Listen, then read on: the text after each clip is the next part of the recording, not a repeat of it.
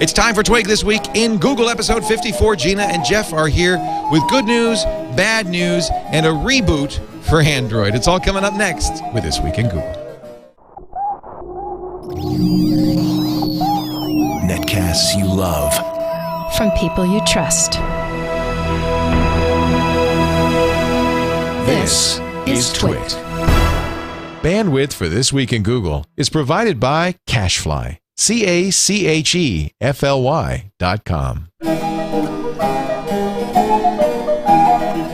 This is Twig, This Week in Google, episode 54 for August 4th, 2010. Wave bye-bye. This Week in Google is brought to you by Ford and voice-activated sync, featuring true hands-free calling, turn-by-turn directions, 911 assist, and more. Available exclusively on Ford, Lincoln, and Mercury vehicles. For more details, visit syncmyridepodcast.com.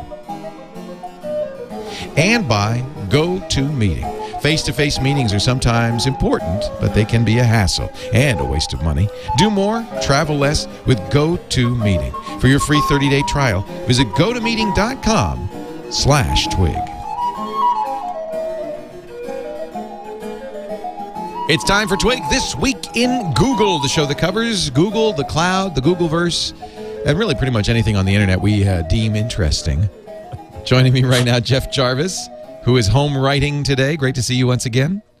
Always wonderful, thank you. Blogging at buzzmachine.com, the author of What Would Google Do? He is writing his new book, Public Parts, which will be hit the public sometime this year, you think? Next year. Next year. Books take so long. They do. Stephen Levy calls himself a slow journalist. He does slow journalism. Gina Trapani is also here. Gina is the author of The Complete Guide to Google Wave at CompleteWaveGuide.com, and also a blogger, one of the founders of Lifehacker. She's now blogging at smarterware.org and Points West. Good to see you. Welcome back, Gina. We missed you last week. Thanks. Great to be here. I missed you guys, too. I didn't have my regular session. My whole week was thrown off. Our Google fix. Actually, our Google fix. Speaking of fixes, I asked you, and you recommended, and I think it's probably the right thing to do. I've been having my Droid X, which I love. I still love this phone, but it's been hanging a lot. It's been like, you know, I've launched like mostly text messaging, and it goes, and I just have to wait forever, and then I get the, would you like to force close or wait message. That is like, that is the application, like, dialogue of death. As soon as that happens, I'm just like, ugh. Yeah. Well, I actually like it when that happens on mine, because that's what sometimes clears it up, and it comes right back. Well, I have on my Nexus 1. I have screwed it up in some way. Yeah, Nexus 1, I didn't have that problem. And I think 2.2 is a lot better than 2.1 even, which is running on this Droid X. But I just did a complete reset, so we'll see if that fixes it or not. So I saw that, I guess, Froyo came to the Evo, but it's giving everybody all the functions. Oh, really? I didn't see that. Someone Evo complained or the they wouldn't Droid? get the keyboard and something else. It's coming to the Droid today. It came to the Evo a couple of days ago. It's really 2.2 is coming out now pretty rapidly to a lot of the devices.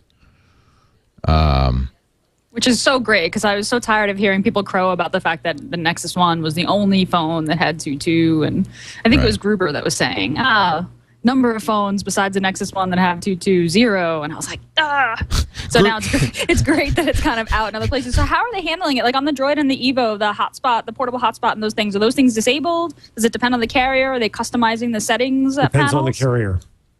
Depends on the carrier. Yeah, I think, I forget what I saw this, but yeah, that's the problem.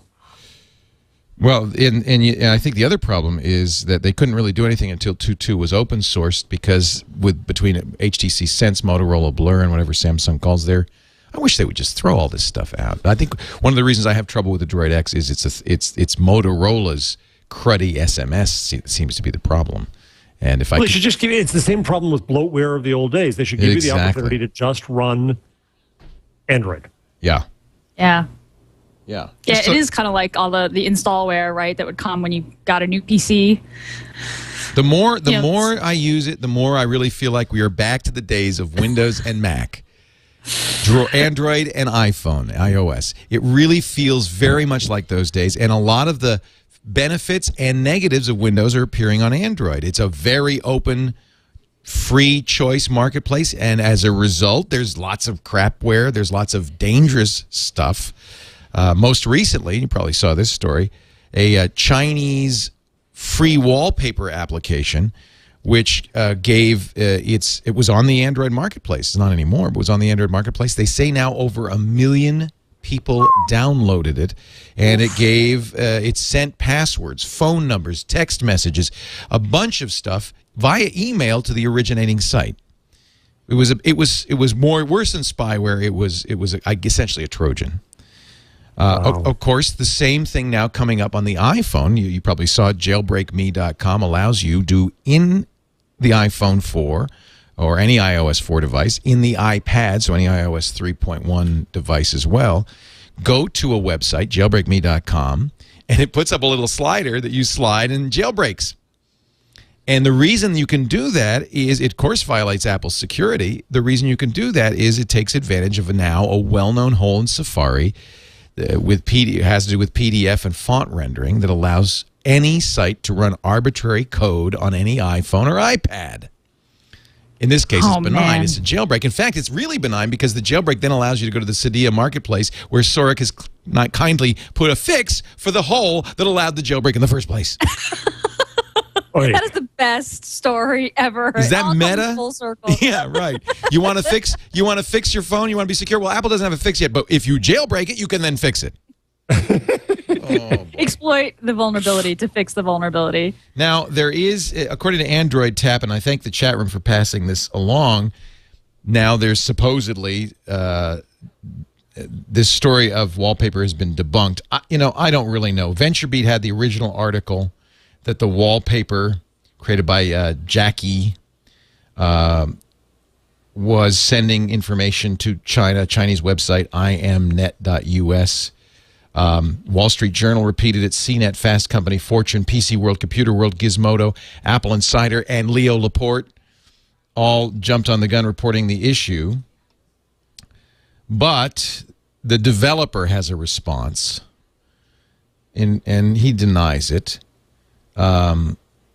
Lookout, which is a program I have run on my Android phone. It's an anti-malware application. Was the one that caught this program. I guess I'm going to just say, I don't know. But it does remain. This could happen. That's right. The fact remains that even if this didn't, it could easily happen. This could happen, right? And this is kind of my top wish list for Android security, is that when you install an app and it says, hey, I need access to your location, your contacts, your network activity, I wish that there was a way that the app could briefly, very succinctly just explain why. Like you install the Pandora app and it says, I need access to your contacts list. Well, why? Why would you need that? Just a little sentence that says, you know what, we want it to be easy for you to share a playlist with your friends via email. That's why we need your contacts list. It's like, oh, okay, that seems reasonable. I don't know if that would fix the problem, but if you're installing you're right, Gina. wallpaper, are you going to... You wouldn't give it network resources. You wouldn't say, you're going to send email? Wait a minute. Right. I mean, it doesn't fix it in the sense that they could ask for these permissions. Most people ignore it, and maybe it has a seemingly legitimate reason to ask for those permissions, and you would say, okay. Right, you can always fake the reason, right? But I mean, as someone who is, kind of aware and very paranoid, I like to think healthily so. But I okay through those permissions and think, why does this app need this? And I wish I didn't have to dig around to kind of figure that out. Still, this could happen. The wallpaper thing could happen. It could happen on the iPhone as well. It has happened on the iPhone. I mean, in a way, that's what this jailbreak is. And and there was a case a couple of weeks ago on the iPhone where somebody was sending iTunes passwords out and was collecting iTunes passwords. Here's the thing. I think we've been app happy, haven't we? Let's blame ourselves. We've been app happy. We've installed anything we want like crazy, hundreds of apps. I've got close to 100 apps on my Android phone according to AppBrain.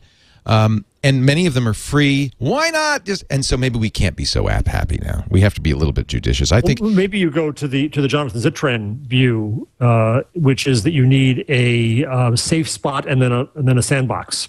Well, and we talked about this on the security show today, and the point was made that the problem is it's a false sense of security because even with Apple's draconian protection, stuff got through.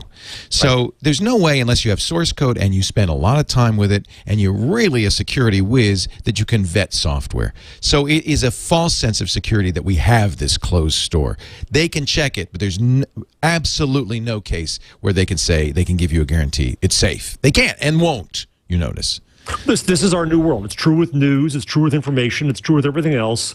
We had a false sense of security in the past that you could buy a Toyota and it was safe, or you'd read the New York Times and it was all true, or the Apple Store is all safe. Yeah, that we're caveat life.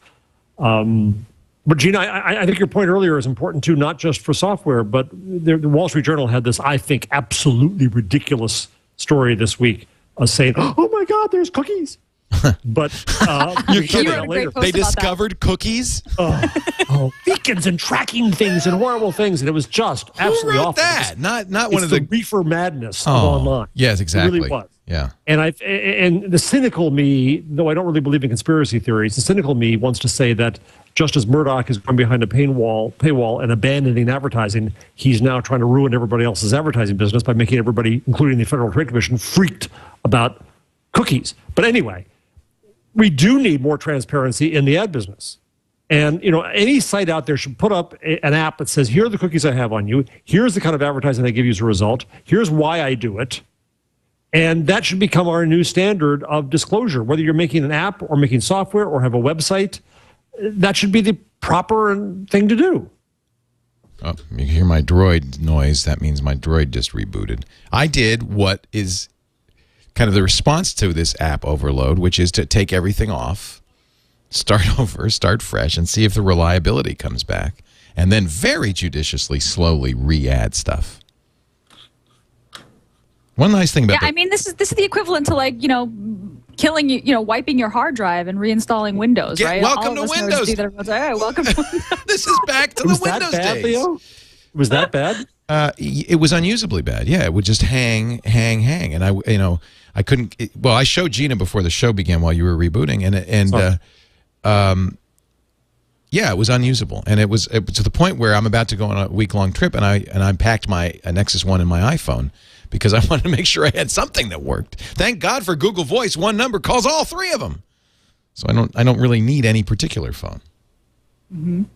I think this is this is okay. I'm going to pull an Apple here and say, hey, it's the same for everybody. We got problems with our antenna. They got problems with our antenna. We got application problems. They got application problems. We're in an app-happy environment. We got to back down and slow down, and because it's just like the PC. These are computers, for crying out loud. That's what's really happened. These are computers, and they're a prime target for bad guys because they're always connected. There's lots of ways to make money on a cell phone. All sorts of sneaky things you can do. Makes sense. Is there a market demand for a what the heck was the name of the company that used to check all our appliances? Huh? Remember Uncle Leo? Yeah. Underwriters Lab. Underwriters Laboratories. We need an Underwriters Lab for apps. That's a great idea. Yeah, and who pays for it is the app maker. I want my app certified with the UL cert. That's a really good idea. Interesting. Not a bad business either. It scales well, and Leo, you're right.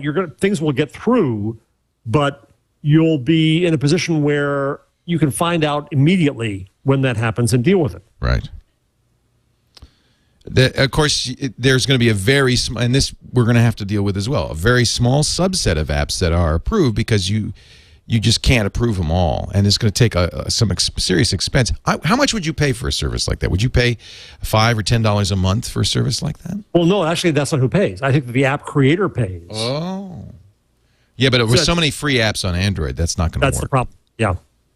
Well, but so you will pay. You know what? You will pay. You'll be paying for every app instead of all the freebies. Yeah.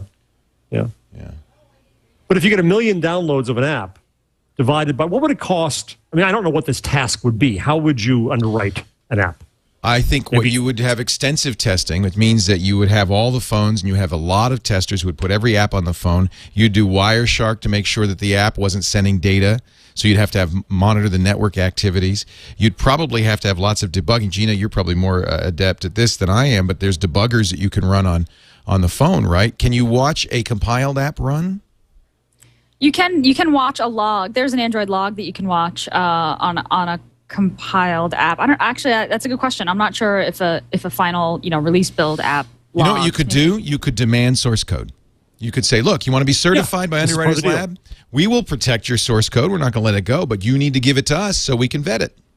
I would love to just have a Wireshark. I would just love to know, when is this app hitting a URL, and what is that URL? What is what IP addresses and URLs is this app requesting and sending information to? And some of that could run on the phone. I mean, I don't know what Lookout does, and I'll have to look into this because I have Lookout. Every time you download an app, it scans it. But I don't know what it's doing. Is it scanning for a virus signature? Well, that's not very effective. What you'd want is something that had some heuristics that was watching what was going on in the phone. And I don't see any reason why you couldn't do this on an Android device. You can't do it on an Apple device, but you could do it on an Android device where the things aren't so sandboxed, and you could watch every bit of activity and say, whoa, that's something I don't want to have happen. Can't you? Right. Or is stuff too sandboxed to do that? I feel like that should be possible. To just monitor network, a firewall essentially. There's connection requests going out, approve or deny. I like that. So I'd love it if I installed an app and it said, Pandora.com is going to make requests to Pandora.com, and also I'm going to steal your stuff.com. I can disallow. You know what we've just invented, Gina? User access control, UAC. Well, yeah, right. That's why Windows has it. It says, wait a minute, you got a strong firewall. You have the operating system saying somebody's trying to modify some operating system stuff. You sure you want to allow that? And that's how you protect yourself. And wouldn't that work better too? That if that warning system were networked up, so that on the day when somebody puts out a new app and suddenly 1,000 people downloaded it, there's an uh-oh sign that goes out. Yes. Well, okay, we've solved it. We've solved it. Yeah, Underwriters Lab could get a lot of, or this phone Underwriters Lab could get a lot of very great free publicity by not only protecting its subscribers, but by allowing, announcing this stuff to the world, as it should. Right. And it looks like someone on Twitter just told me there's an app called A Spot Cat, which lists your apps by permission. So there's some of this going on now. People are writing apps to manage your apps and tell you which apps cost you money. In fact, I got a really sad email from a Twig listener who told me that he had Listen set up on his mobile device. He's in Ireland, and it was set to download even when he was just not on Wi-Fi, and he had a $40 cell bill because it downloaded an episode of the show. Oh, that's pretty bad. He said, I could have bought so many copies of your book with that money. And I said, yeah. I'll send you $40, Gina. Yeah. Not like we made extra money, but I'll send you $40.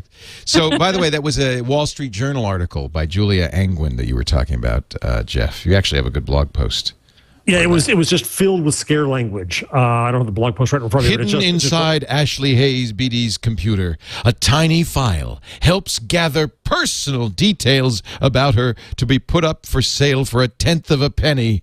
The file consists of a single code, 4C812DB9227, that secretly identifies her as a 26-year-old female in Nashville, Tennessee. It's a cookie! Hide the children! The cookie that ate Ashley. It uses all kinds of language like, the Wall Street Journal has discovered, surveillance technology, tracking technology, intrusive, no warning, surreptitiously respawn, rich databases. So powerful and ubiquitous. And my favorite is targeted ads can get personal. Well, yeah. Duh. Have you ever heard of this thing called Facebook? That knows far more about you than any tracking cookie. And the discussion that then gets on is the memes that you can hear back are, the tropes you can hear back are, well, no one knows they're being tracked. That's stupid. And just everything should be private. Well, like what? It's one of the journal editors went after me and said, well, I guess you want everybody to live in your glass house. No, I don't. But I do want the web to be supported financially. And if the FTC came along and the EU came along and outlawed all tracking, you would have nothing but dancing monkey ads on sites. Right. And the CPM would be about 2 cents. And then you really couldn't afford to do content online. I do have to say that some of what they're saying here is perhaps a little alarming. The study found that the nation's 50 top websites on average installed 64 pieces of tracking technology, probably mostly tracking cookies, I would think, onto the computers of visitors, usually with no warning. Most of them, not most of them, but I got a lot of response from people who said that some of that doesn't have anything to do with third party, doesn't have anything to do with advertising. It's tracking your site. Right. It's preferences, where you stopped reading. There is a story to be done about how stuff goes off the wrong way and how it can go to third parties and how it can be used badly. But the irony here is that none of those sites they write about has personally identifiable information. The one site that does, the Wall Street Journal. Yeah, isn't that funny? It has my credit card, my name, my address, my phone number. Right. And it sells advertising based on household income and tracking. It offers all kinds of things. Whoopsies. It does combine PII with other data. I don't mean to be a conspiracy theorist here, but I really think that it's suspect the way they're doing this oh my God treatment, just as Murdoch was in Australia saying that he's discovered the new business model for the web and its paywalls. Oh, so you think this is... Oh, I hope that's not the case. I hope not too, but it's just so wingnutty and strange. Yeah. And meanwhile, the Journal did another story about how in the IE there was a huge debate, and the developers wanted to put IE out with a default of absolutely no tracking, and the business side went berserk. Of course, they own an ad agency. They did a story, a shock story the other day about, I think we talked about this last week, about RFID on your pants. Quoting a woman. Yeah, we talked about this last week. I found more since then. The woman they quote believes that RFID is the mark of the beast. Yeah. Well, it is. It is. Satan uses RFID. We know this. We know. he's tagged all the demons in hell because it's a big inventory issue. There are a lot of demons. We got a lot of this going on here that I think can be damaging to the economic health of the web. Somebody said in the chat room, and I think this is good, that sometimes all of this background noise about privacy obscures the real issues about privacy. We get it's a witch hunt. We get concerned about the wrong thing, or there's so much of it we just tune out. I put up a video that was backed by the German government that on my site. That shows a guy going through a store, and this is the trope you get there in Congress or in Germany. Oh my God, people are watching me shop. Well, yeah, I can go to a store right now and watch you shop. I'm standing right here watching you shop, lady. Well, but you would agree, Jeff, as that there are some things to be concerned about. It's not, yeah, absolutely, and that's the problem: is that we go so wingnutty and so emotional. We don't deal, as the chat room says, with the issues that are legitimately there. And then the other argument that I'll make is that we also get so panicky that we don't want to do anything anymore in public, even as much as we used to do on the street. You know, I remember this lesson from, I think it was 6th or 7th grade. When we went, I mean, really a long time ago, because I'm an old guy. No, Leo. Just last week. The 60s.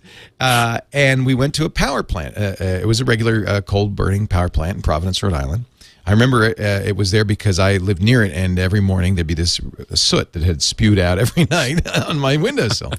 And everywhere we went in the plant, it had signs, it was ecology was the word then. Think ecology, think green, think the earth.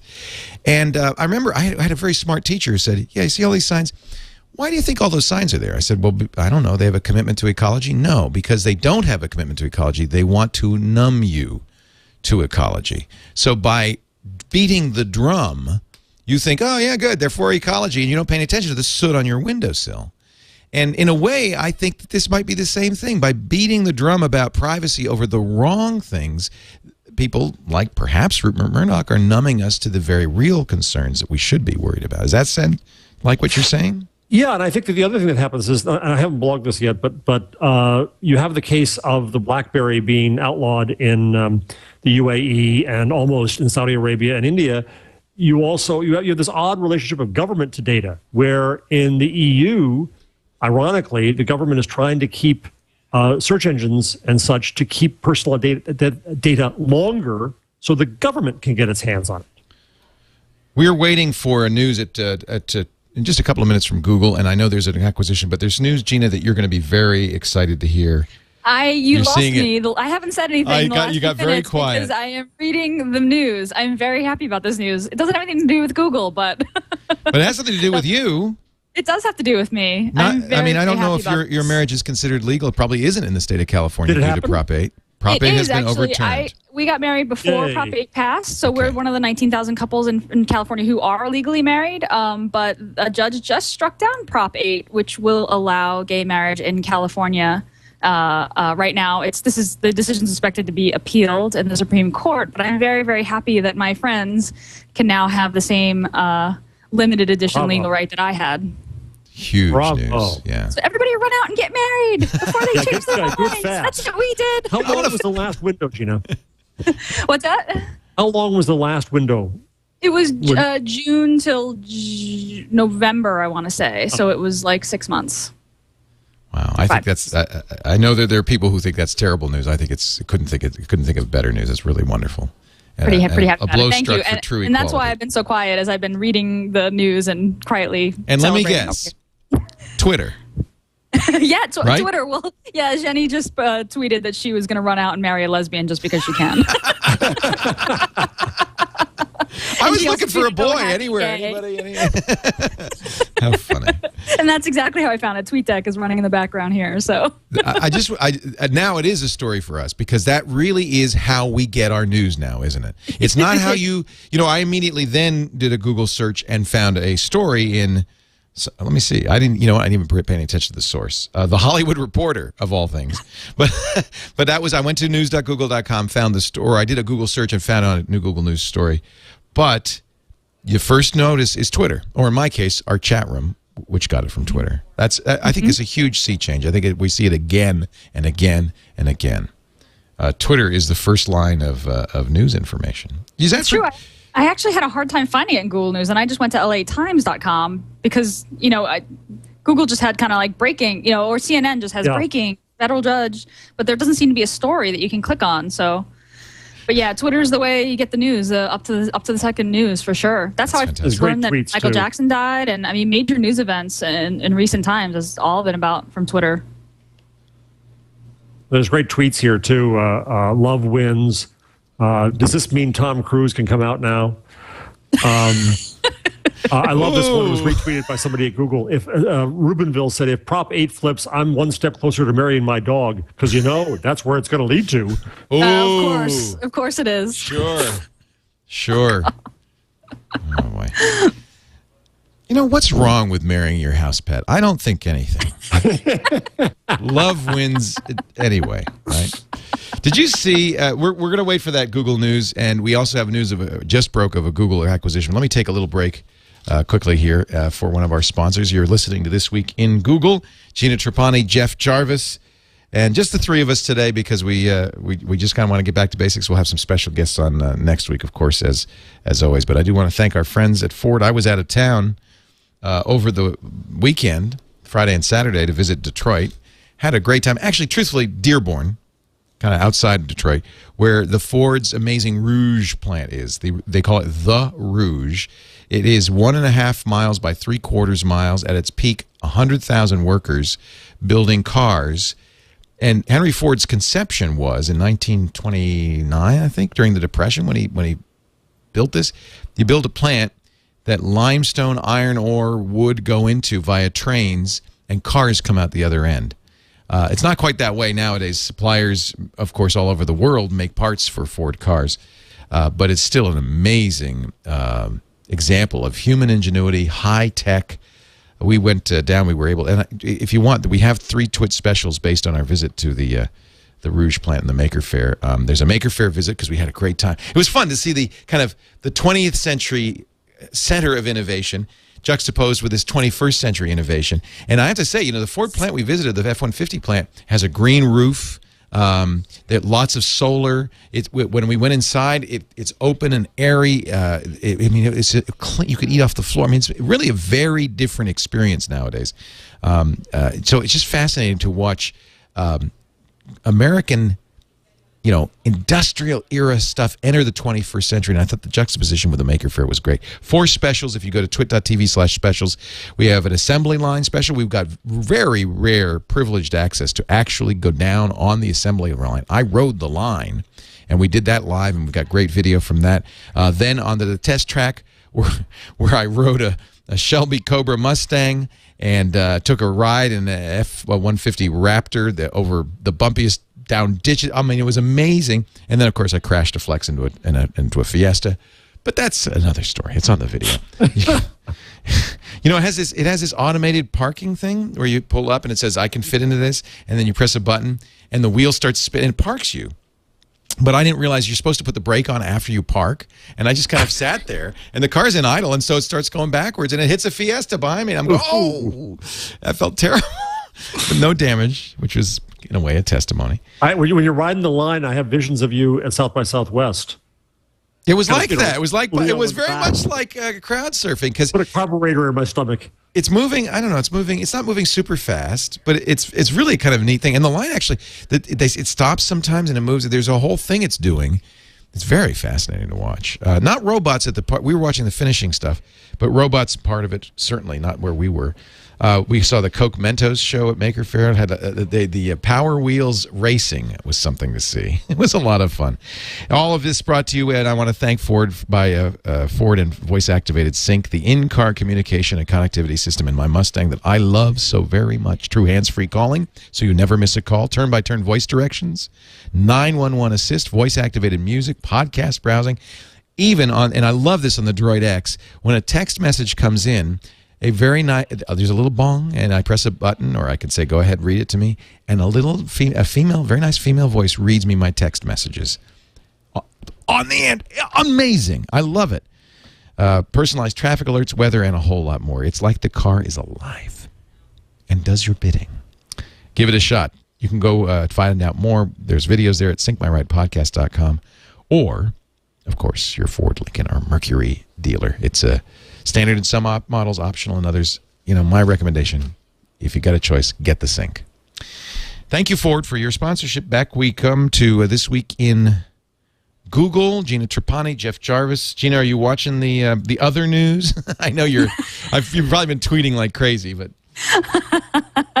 Yes. So the Google news just broke. Google's no longer going to develop Wave as a standalone product. What? Yeah, it's a bummer. Sad? I'm sad. I'm pretty sad.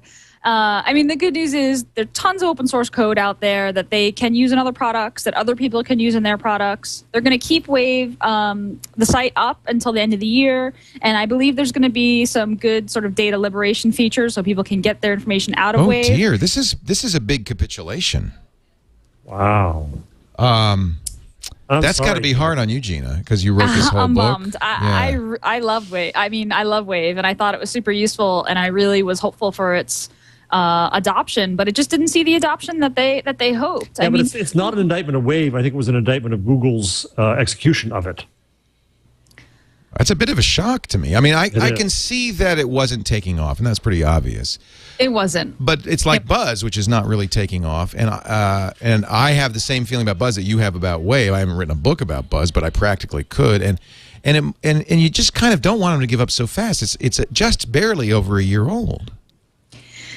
It's true. It's true. But, from what I heard, they had 1 million active users, which in Google's world is not very much. I mean, I think that, when Google develops a product and it just doesn't get that adoption, I think there's a lot of pressure for products to do super well. And I think even though Buzz hasn't seen the uptake of a Facebook or a Twitter, I think that it still has incredible uptake. I mean, I'd argue that's because of it's connected to Gmail. Right. But, I think that they did some amazing things with Wave. They really pushed the edges of what, what can happen and, in a browser. And I thought I just always loved the project because it was so ambitious. But, yeah. You think it was too ambitious? I think it was too. I think that, honestly, I thought that Wave was just, I think that Wave is just way ahead of its time. Yeah, I think so. Right. Are they removing people and functions over to docs or? I think that they're going to be incorporating some functionality in other products, but there's no specific news about which features on which products. Could I make a suggestion? I think Yeah. that what Docs is missing, a couple of things, is a great project manager. Plug it into Docs as the project management tool that ties into other Interesting. docs. I think people would love it.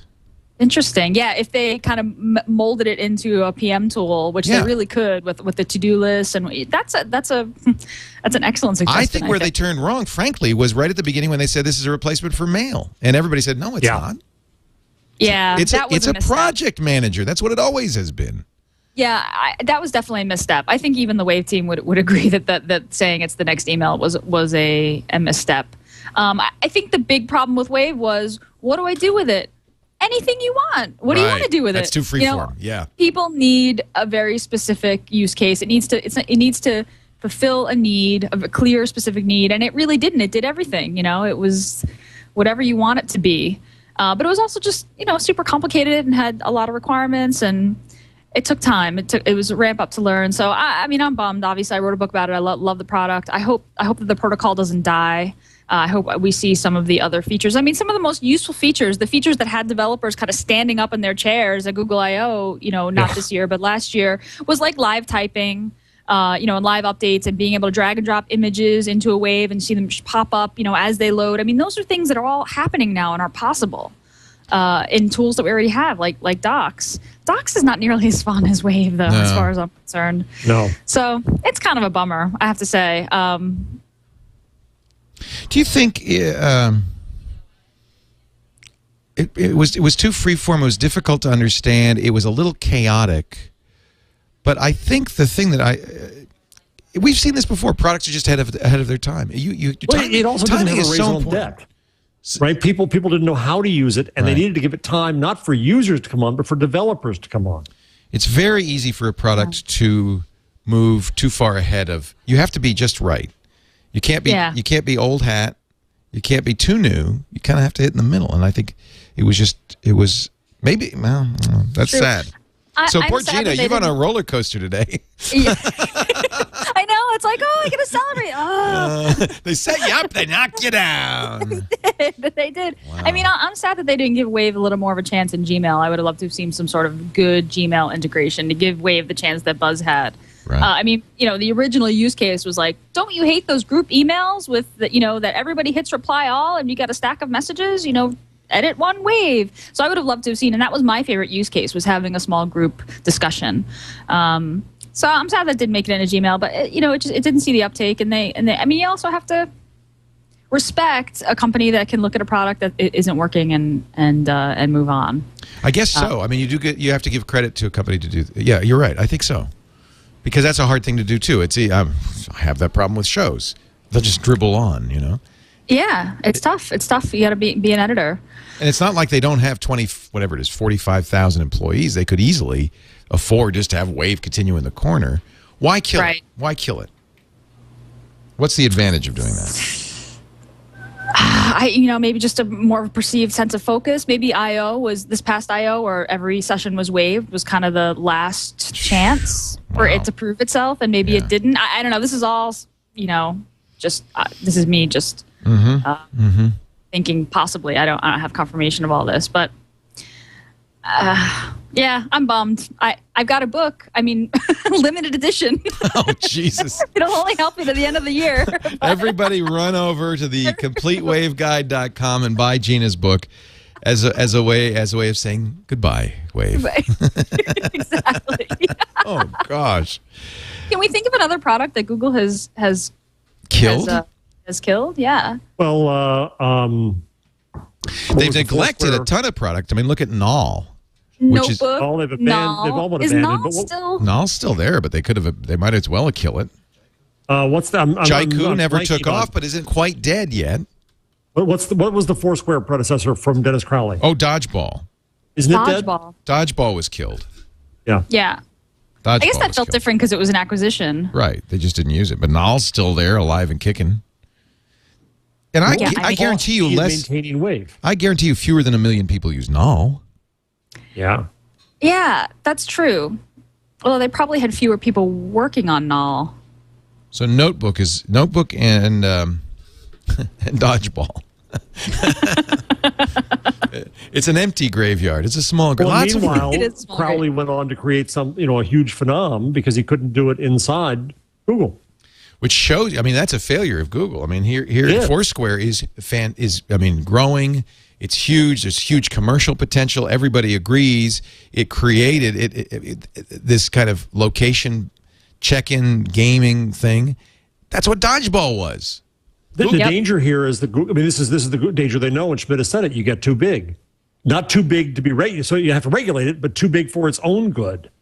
And I think this might argue that Google's heading there, and so it's buying things instead. Is it doing a good job of integrating those purchases? That's the problem. AOL and Yahoo sure messed up plenty of companies that way. You need some new strategy for having hit this size. Right.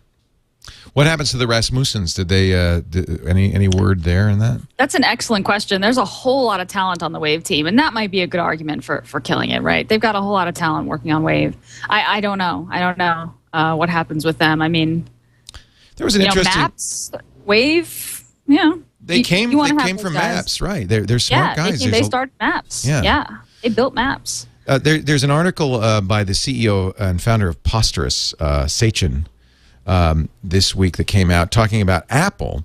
And Apple, as opposed to, say, Microsoft, it came up because Engadget said, we love the remote app on the iPhone, but why hasn't it been updated in 8 months? And Sachin says, I know the guy who developed it. Let me tell you, the reason it hasn't been updated because it's one guy who wrote this, and Apple doesn't. This is how Apple works. It gets the best minds it can, and it moves them from project to project. And it unlike Microsoft, which builds these great big teams around projects, and they just they kind of become clunky and huge. So the disadvantage is apps might not get updated. The advantage is they're brilliantly written apps, and you've got these brilliant engineers that you can laser-like target. And I would guess that Google's in a similar situation. There isn't an infinite pool of brilliant people out there. Google has more PhDs on its campus than any other company in the world, but you got to figure the Rasmussens are a prime resource for that company. So that must be really some of this. Definitely. I would imagine that's part of it. Yeah. Yep. Yeah. Oh, sorry to hear it. Other acquisition from Google. They just bought Slide from Max Levchin. What is Slide? Slide's another part of the game strategy. Levchin, of course, one of the founders of PayPal, sold it for $182 million, which TechCrunch says, Sarah Lacy says, is disappointing. The last valuation was at $500 million. He was hoping to sell this company for $1 billion. But Slide, I believe, is a game creation game platform. And so it fits into Google's new game strategy. See, I think 182 million seems completely reasonable. I've never heard of this. I don't know what it is. If I go to the web page, it doesn't even make any sense. It says Super Poke Pets, select a pet. It was overcome by Zynga, right? Way overcome by Zynga. Right. It was before Zynga. It was a game platform. It was a way to create games on Facebook originally. Right. It does look Facebook, like okay. Yeah, because they say Super Poke. That's a Facebook thing. Yeah, that's where it was originally, as I remember it. And Levchin was creating a new platform, and then Pincus came along and just mowed over this with Zynga. And that's always the problem. It's the same as Wave. You're first in. Maybe you don't know exactly what the shape is going to take, and somebody else comes along and learns from you and does it. It's kind of the Calacanis, or even for that matter, Gates way. Right. Well, it's good to be the second guy sometimes, because if the first guy gets acquired, then Yahoo or Google, whoever didn't get you, hires the second guy. Right. So I've just created a lamb named Gina, and now I'm I don't know what's going on. I must be too old. What do I do? Decorate. Given the last news, it's going to get shaved momentarily. I just bought a super duper table for my lamb. Now that I've finished decorating, I can clean the lamb. Gina, do you mind if I shower you? There you go. Go for it. There you go. Nice, so fluffy now. Clean, fluffy lamb. Today's been such a crazy day. At this point, whatever. Whatever. Whatever you want to do. My validated. My book got killed. Whatever at this point. God, my heart is breaking. I feel I don't know whether to be happy or sad. It's cool. It's cool. There will always be more new fun projects to write about. You know what? There'll always be more of people trying to game Google Earth. TCBY yogurt. Did you see this? Right next to the Google campus. They cut into the grass a message, TCBY frozen yogurt. We think the new Android 2.2 Froyo upgrade is sweet. Now, this is huge. It's as big as Building 42 right there. So, I don't know. Who has that much land in Mountain View? Jeez. And I guess the point is that when Google Earth satellite passes over, it'll capture that, and it'll become, this is viral. I mean, that's smart, right? They're going to get a lot of attention. All they had to do. The other news from Google Earth this week on Long Island, one of the towns is using Google Earth to find illegal pools in backyards. I saw that. There's nothing you can do either, by the way. That picture's been taken. It's taken, and it's perfectly legal. You don't have a privacy. You can't cut off people from the air from seeing what's there. There have been court cases to that effect. Really? So, oh, wow. Yeah, I guess it's no different than flying planes to find marijuana plantations or whatever. Just use Google's. Jeez. We're seeing a lot of Android tablet talk, and I think we're going to see more as we get closer to Gingerbread, Android 3.0, because it's really clearly a tablet OS. ViewSonic wants to do a 2.2 based tablet. They do monitors, pretty good monitors. I mean, really, if you think of it, a tablet really is just a monitor with some electronics behind it. Arcos, this actually might be kind of interesting. It's 8th generation. It's been using Android for some time. The Arcos Generation 8 tablet, 3.2-inch screen, a little tiny screen, 400 by 240. It's almost like an iPod, not like a tablet device. But it will support video. It's $150. MPEG-4, H.264, WMV. This is an interesting thing. Not only are we seeing Android tablets kind of start to emerge, but we're seeing a range of prices, like the Ogden, which is $150. Yeah. Very affordable. Yeah, but I don't know how good it's going to explode. In terms of the user base, it's going to be much bigger than iPhone. There's just no doubt. Already is, by the way. In fact, it's not only already bigger than iPhone, it's bigger than RIM, as the latest news. Let me see if I can find this story. According to NPD, which is very reliable, Android passes BlackBerry in the second quarter. That means they're number one, and I would guess it's in the U.S. It does not include, maybe this is why it's bypassing BlackBerry, corporate or enterprise purchases where BlackBerry has a huge installed base, as does Windows Mobile.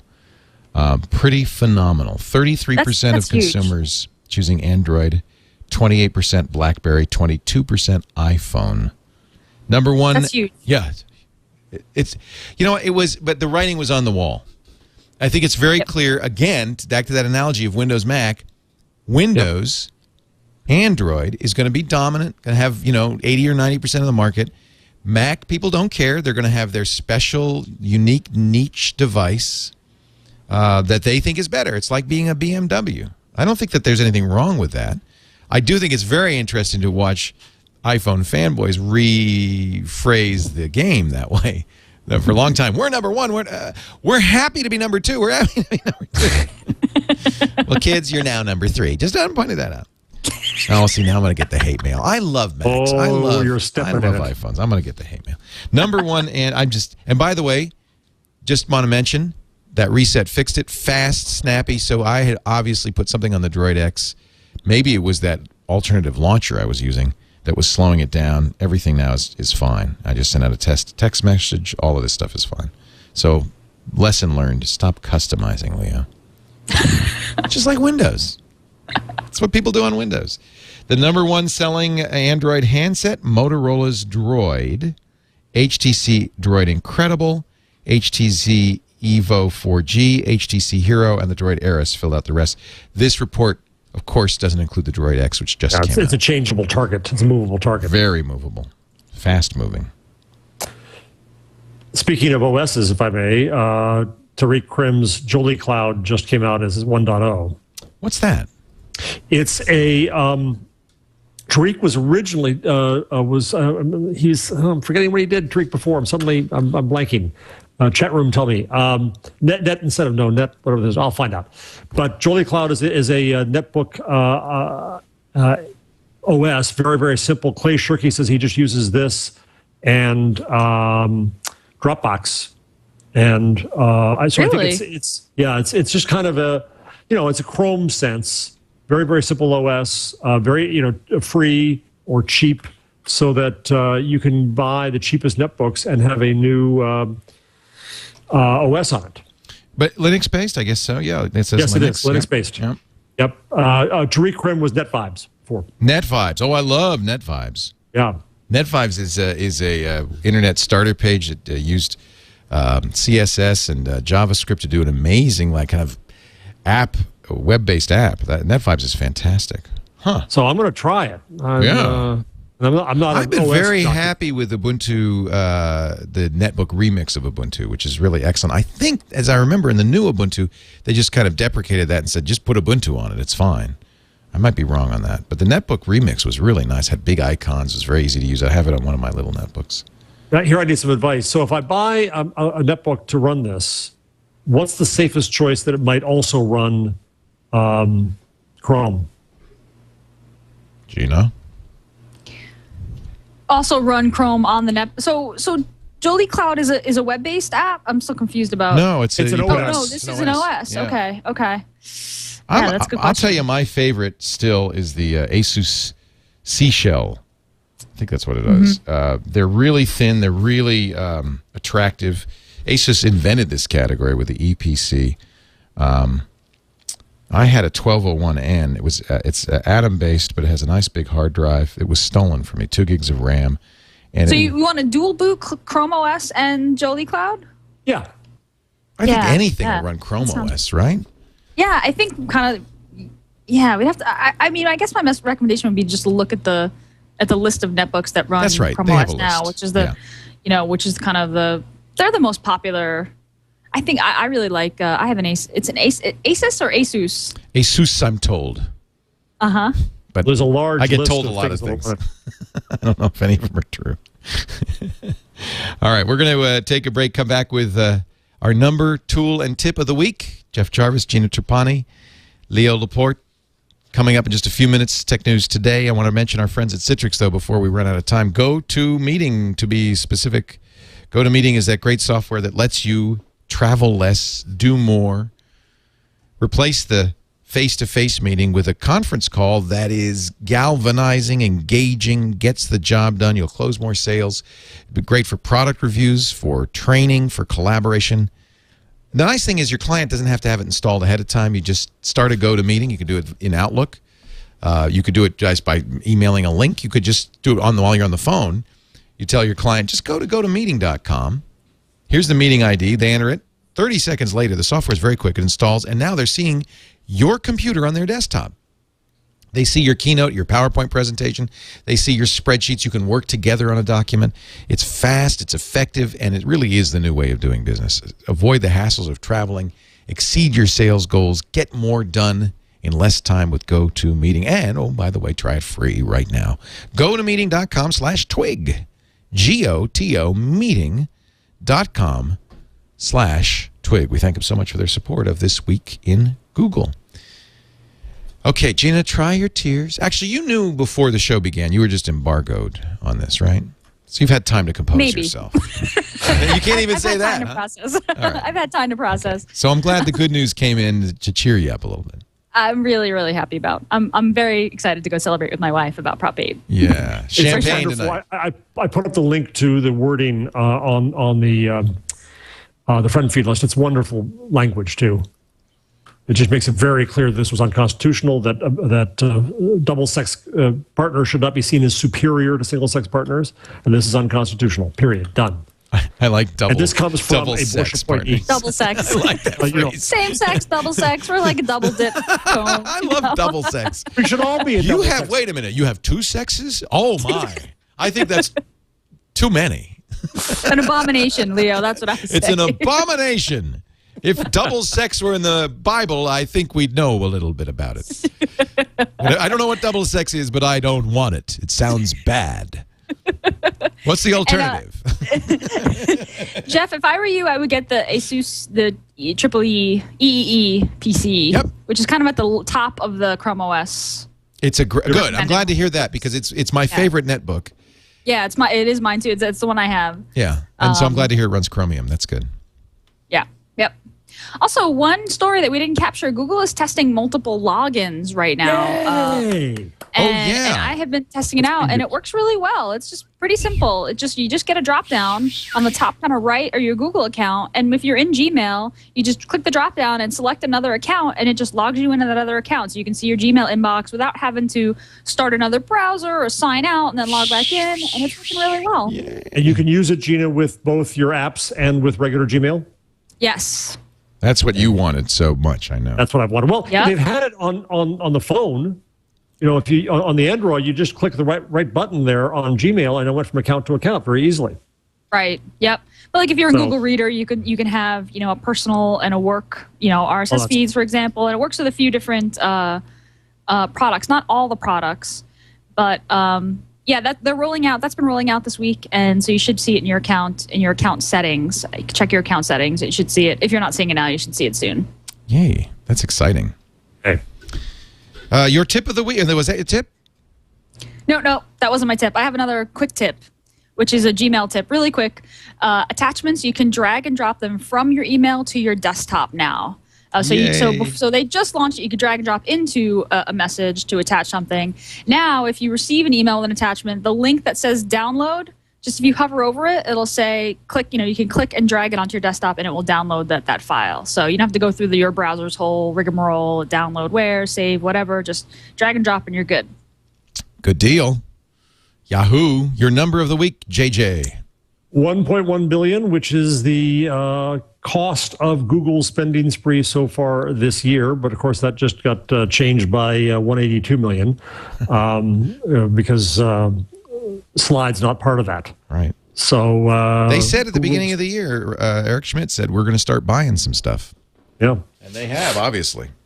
AdMob cost a little bit less than the original 750 million. It came in at 681 in stock and 26 million in cash. And not very exciting, but that's just they are buying. It's interesting though; they've been frugal. I mean, how much was YouTube? It was more. It was twice that, right, or almost. Yeah. Yeah. So they have been. They have got some good deals. Yes. Yeah, not spending like crazy. My pick is something that Android is all about choice, which means that sometimes Android is a pain in the ass. Choice and pain in the ass go together, don't they? Let's face it. If Apple does it all for you, you're in the gated community. You don't have any choice, but they carry you along in a little basket of cotton-lined, batting. Android, you get to do whatever you want, and sometimes that means, as I did, for instance, I put too many apps on there, and I was bogging it down. I had a different launcher going on. And one of the debates on Android is, should you have a task killer? I've yet to see a definitive answer to that. I know from looking into the Android SDK, as I know you have too, Gina, that the SDK is very aware of this. They say again and again, you're in a resource-constrained environment in terms of memory, CPU, and all of the applications have built into them, they can be killed. They have ways to come back from the dead and so forth. It's part of the environment, unlike a regular computer operating system. So in theory, you shouldn't need a task killer. The fact that multitasking exists shouldn't mean that there's a problem on Android. And frankly, I've tried it with and without, and while I use the task killer if things get sluggish, I've yet to see any repeatable evidence that a task killer is of benefit. I don't know. What about you, Gina? Do you think you have to have a task killer on Android? I don't run one out of principle. I feel like I don't want to have to run one. Right. I don't want to have to run one. And honestly, sometimes I go into my managed applications if I'm having a battery run down pretty quick. I'll go into managed applications and look at my running processes. See what's going on. Right. But no, I have removed my task managers. Here's the good news about it is that Android gives you plenty of ways to monitor this stuff. So it's not. Yep. I mean, you know what's using your battery. You know what's going on, and so you can be proactive on this. Robert McCauley, this came from Buzz, actually, from one of our listeners. In our last show's, Buzz says, just finished Twig 53, heard some talk about using a task killer once a day. Could I suggest trying my app Watchdog or Watchdog Lite instead? It is, I think it was in U.S., but dollars it's $3.99. I think it's €1.99. And there's a light version. I like to buy them. And I have to say, this does a really good job and probably does obviate the need for a task killer. What happens is it monitors your phone for CPU hogs, for things that are locking the phone. You can set the threshold, and all it does is it notifies you. I set it for a big buzzer alarm, but you can set it for whatever you want. You can have it do a notification, whatever. And so this is a way, if something is holding up the system, you get a notification and alert, and then you can go in applications as you do, Gina. Or if you wanted to do, you could use a task killer and kill it. He says the upside is in-memory apps launch quicker than dead ones, and you won't break apps that need to stay resident like Astrid. And that is true. That is one of the problems with a task killer is you can kill stuff you shouldn't be killing. And it's nice to leave stuff running if you can. So I'm gonna continue to use this. I've used it for a day, and it worked quite well, I thought. So I'll give you full feedback. But it's called Watchdog. You can find it in the Android marketplace. There's a light version and a paid version, which is not too expensive. I have a dumb question, which is what I specialize in. We should have the dumb question of the week from me. I can't get anything to move to the memory card on my Android. You need 2.2. I have 2.2. Huh. Well, it's app by app. The app has to have that feature enabled. Most app developers are starting to update their apps so that you can store. You're talking about storing on the an app on the SD card. Yeah. Yeah. If the app can do it, you'll see a check mark. Usually in the app settings. It's only because 2.2 is so new. I've only recently noticed apps starting to do that. Because I ran out of memory on the thing. Google Earth went wacky on me and filled up tons of stuff. And one big advantage, I think, of the Droid X: 8 gigabytes of app storage. And Google Earth is particularly big. Yeah. But Droid X is sounds nicer and nicer. 8 gigabytes. You got 512 on the Nexus One, and like you, both of you, I've run out of room on the Nexus One. I just have no room for apps. Maybe that's not a bad thing. Maybe that 8 gigabytes is why I got into trouble. Saving you from yourself, Leo. Yeah. Too many apps. Jeff Jarvis blogs at buzzmachine.com. His book, so far, Google hasn't canceled Google, so his book is still good. I'm so sorry. Somebody on Twitter, Eli Center, said, Google drops Wave, insert joke about Twitter's fail whale here. Oh. There is all kinds of snarking going on about Wave. Zelvin tweeted, Wave is dead and 2 users are upset. Oh. Not right. It's not right. Mean. Let's not be mean. Ahead of its time, people. They're laughing to cover the pain, Gina. That's yeah. They're laughing because the other alternative is crying. Gina Trapani is the author of One Last Chance to Buy It. Quick. It's on the remainder table. The Complete Guide to Google Wave at CompleteWaveGuide.com. Heather Gold has just stepped into the studio. She's going to be doing TNT this afternoon. She says, hello, Gina. We'll open a bottle of champagne for both of you. And awesome. Yeah, really, really good news about Prop 8. Yay, gays. Go get married. It's the Yay Gays show. Yay, gays. Happy gays. Happy gays are here again. Come on. Happy gays are here again. That might be the title of this show. Thank you, Gina. Thank you, Jeff. Thank you all for joining us this week. And Google appears live on the TWiT network every Wednesday at 1 p.m. Pacific, 4 p.m. Eastern. That's 2000 UTC. Live.twit.tv. Of course, you can download it and watch. We've got audio and video versions. And yes, it did record today. Audio and video versions available at twit.tv/twig. Thanks to our sponsors. Thanks to Gina and Jeff. Thanks to you for watching. We'll see you next week on This Week in Google.